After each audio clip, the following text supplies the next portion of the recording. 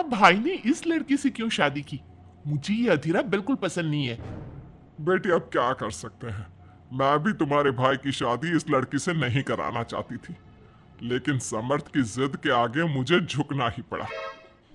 समर्थ ने अपनी पसंद की लड़की अधीरा से शादी की है, लेकिन उसकी मां मंजू और बहन सौम्या को अधीरा बिल्कुल पसंद नहीं है। समर्थ की मां ने तो अपने बेटे के प्यार के आगे अपना सर झुका लिया और दोनों की शादी करवा दी। लेकिन सौम्या ने अभी तक हथियार नहीं डाले थे। वो अभी भी अपनी भाभी को घर से निकालने की हर मुमकिन कोशिश कर रही है। बहू, ओ बहू, आज चाय मिलेगी या नहीं? लाई माँ जी। एक तो समर्थ भी न जाने कहां से इस लड़की को पकड़ कर ले आया है। हर काम ऐसे करती है मानो हाथों में मेहंदी लगी हो। लीजिए माँ जी चाय। अच्छा तो ले आई तू चाय। मुझे तो लगा था कि तू सुबह की चाय दोपहर के खाने के बाद देगी। माँ जी दूध वाला लेट आया था, इसलिए चाय बनाने में लेट हो गई। इतने में सौम्या वहां आ जाती है। माँ, मैं अपनी सहेली देविका से मिलने जा रही हूँ, शाम को आऊंगी। सौम्या, मैंने तुम्हारे लिए नाश्ता बना दिया है, पहले नाश्ता कर लो फिर चली जाना। मुझे आपके हाथ का बेस्वाद खाना नहीं खाना। मेरी सहेली देविका बहुत अच्छा खाना बनाती है, मैं उसके यहाँ खा लूंगी। ओके माँ, बाय, मैं चलती हूँ। सौम्या के जाने के बाद मंजू अपनी बहू पर चिल्लाते हुए कहती है, बहू तूने इतनी बुरी चाय बनाई है, इससे अच्छा तो तू जहर पिला देती, कम से कम वो मीठा तो होता। अगर मेरे बस में होता तो चाय की जगह जहर ही दे देती। कुछ कहा तूने? अब नहीं माँ जी, मैं दूसरी चाय बना देती हूँ। रहने दे, मैं जा रही हूँ अपनी बहन के घर। तू घर का सारा काम करके रखना, शाम तक आ जाऊंगी। और हाँ, रात के खाने में कुछ अच्छा बना लेना। मंजू अधीरा पर हुक्म चलाकर चली जाती है। अधीरा बड़बड़ाती हुई किचन में जा रही होती है कि तभी समर्थ वहां आ जाता है। अधीरा नाश्ता लाओ जल्दी से, ऑफिस के लिए देर हो रही है। क्या करोगी नाश्ता करके?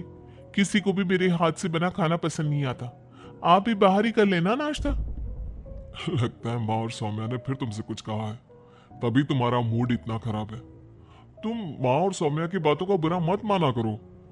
मैंने माँ के खिलाफ जाकर शादी की है ना, इसलिए वो तुमसे कुछ उखड़ी उखड़ी रहती है। लेकिन मुझे पता है, जिस तरह तुमने मेरा दिल जीत लिया, उसी तरह तुम माँ और सौम्या का दिल भी जीत लोगी। बातें बनाना कोई आपसे सीखे। अब आपको ऑफिस के लिए देर नहीं हो रही? हो तो रही है, लेकिन सोच रहा हूँ सौम्या और माँ घर पर नहीं है, तुम दिन भर अकेली घर में क्या करोगी? मैं आज ऑफिस की छुट्टी कर ही लेता हूँ। नहीं नहीं नहीं, मैं घर में अकेली रह सकती हूँ, आप ऑफिस जाओ। चलो जाओ और अपना काम करो।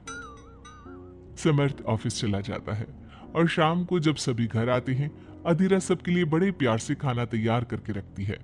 सौम्या सबसे पहले किचन में जाती है। अरे वाह, खाने की तो बहुत अच्छी खुशबू आ रही है, लेकिन मुझे इस खाने का मजा किरकिरा करना ही होगा। सौम्या खाने के अंदर बहुत सारी हल्दी डालकर चली जाती है। उसके बाद अधीरा सबके लिए खाना लगाती है, लेकिन किसी को भी खाना अच्छा नहीं लगता। छी भाभी, कितना बुरा खाना बनाया है। इससे अच्छा तो आप हमें मना ही कर देती कि आप खाना बनाएंगी ही नहीं, तो हम बाहर से ही कुछ अच्छा खाकर आ जाते। कम से कम हमारे मुंह का स्वाद तो नहीं बिगड़ता। बहू, तूने हम सबको सुबह बिना खाना खाए निकाल दिया, और अब भी हमें बिना खाना खाए सोना पड़ेगा। क्या करती हो अधीरा? तुम्हें खाना बनाना भी नहीं आता क्या? दिमाग खराब कर दिया।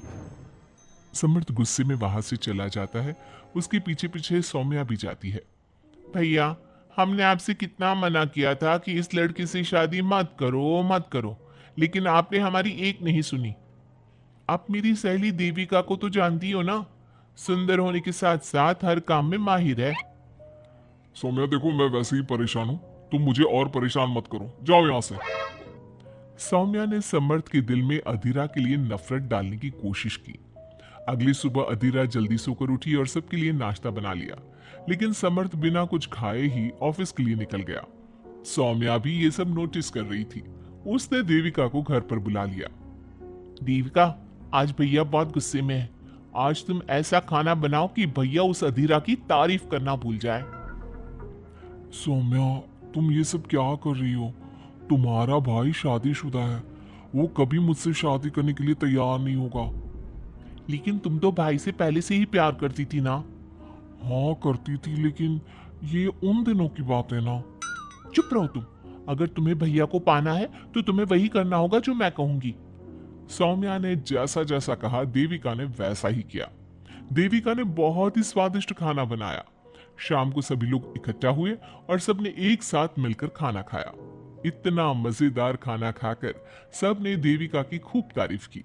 समर्थ ने अपनी पत्नी को ताना देते हुए कहा, अधीरा, देविका ने कितना अच्छा खाना बनाया है, तुम्हें देविका से खाना बनाना सीखना चाहिए। अब तो ये रोज की बात हो गई। सौम्या हर बार देविका को अपने घर बुलाती और किसी न किसी बात पर अधीरा को शर्मिंदा करती। सौम्या अपने भाई की बात देविका से कराने लगी। अब समर्थ भी देविका से प्यार करने लगा। सौम्या ने अपने भाई से कहा, भैया आपको देविका पसंद है ना? अरे तुम ये क्यों पूछ रही हो? क्योंकि मैं चाहती हूँ कि आप देविका से शादी कर लो। अरे सौम्या, ये मुमकिन नहीं है, क्योंकि देविका मुझसे शादी करने के लिए कभी तैयार नहीं होगी और अधीरा भी इस रिश्ते से खुश नहीं होगी। आप देविका की चिंता मत करो, उससे मैं बात कर लूंगी। आप बस अधीरा भाभी को समझा दो। सौम्या की बात सुनकर समर्थ अधीरा के पास जाता है। वो उससे अपनी और देविका की शादी की बात करता है। अधीरा, मैं देविका से शादी करना चाहता हूँ। क्या? आप शादी करोगे? लेकिन क्यों? क्योंकि मैं उससे प्यार करता हूँ। प्यार तो आप मुझसे भी करते थे।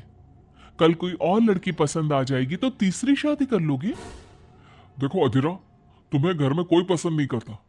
तुम्हारी शादी मैंने माँ के खिलाफ जाकर की थी। अब तुम मेरे और देविका के बीच में मत आओ, प्लीज। क्यों बीच में ना आओ? मैं ये शादी नहीं होने दूंगी, आप चाहे कुछ भी कहो। अधीरा की लाख विरोध के बावजूद भी सौम्या और मंजू ने समर्थ की शादी देविका से करवा दी। आखिरकार सौम्या अपनी भाभी की सौतन ले ही आई। शादी के बाद देविका ने घर में आते ही घर वालों के साथ कैसा सलूक किया और अधीरा के साथ क्या हुआ, ये सब जानने के लिए इंतजार कीजिए हमारे अगले एपिसोड का।